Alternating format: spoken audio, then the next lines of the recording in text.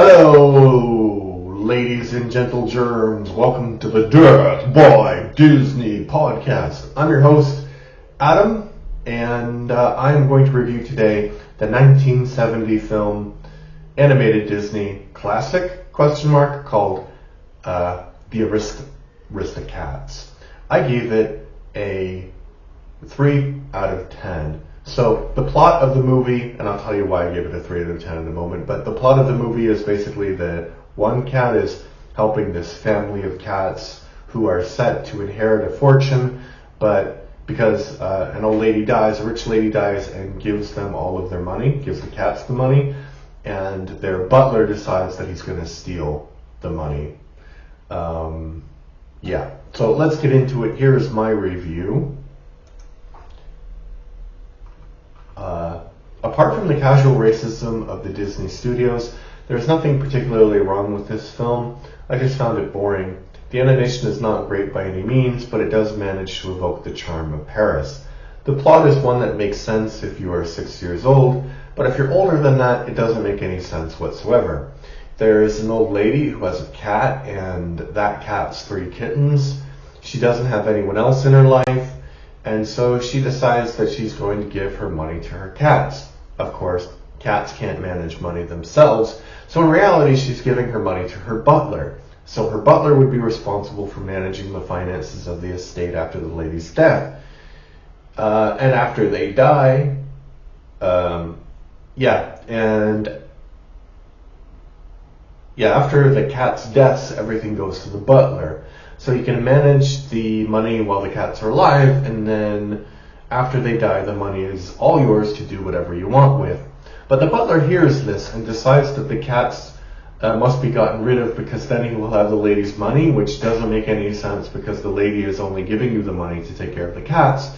So you would think that you would want the cats to be taken care of. You know, you can live a rich and luxurious life with the cats being well taken care of, and you can do what you want as long as the cats are taken care of.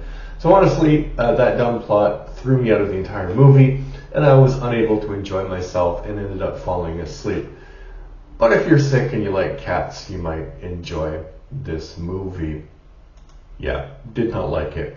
So, in an effort to make this podcast fair and legitimate criticism and a bit educational and just not me, bad-mouthing Disney sometimes, I'm going to give you some trivia. So basically the trivia is that this film is loosely based on real events.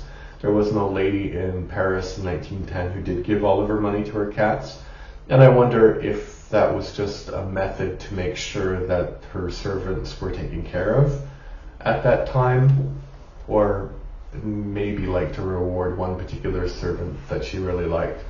I don't know. Alright, so now I'm going to give you a positive review from someone else and a negative review, and just kind of react to those reviews. So my review was pretty negative, but let's talk about the negative one first. 1 out of 10. This movie is really cute.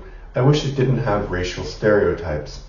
So I feel bad giving this movie a negative review, as it's absolutely adorable. All of the cats in this movie are genuinely adorable.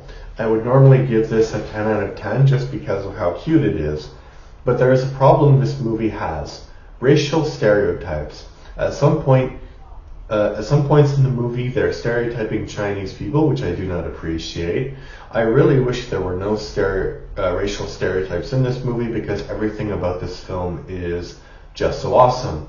I love cats, they're adorable, and this movie's cats are no exception. So yeah, if the racial stereotypes were removed, I would give this a 10 out of 10, but as it stands, I have to give it a negative review, and that's from Dinosaur and a bunch of numbers I can't read because I need glasses.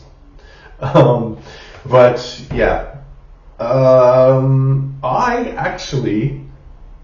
don't think if the racism was removed that it would magically make this a great film, but people often talk about the preservation of art as if art is some kind of historical thing.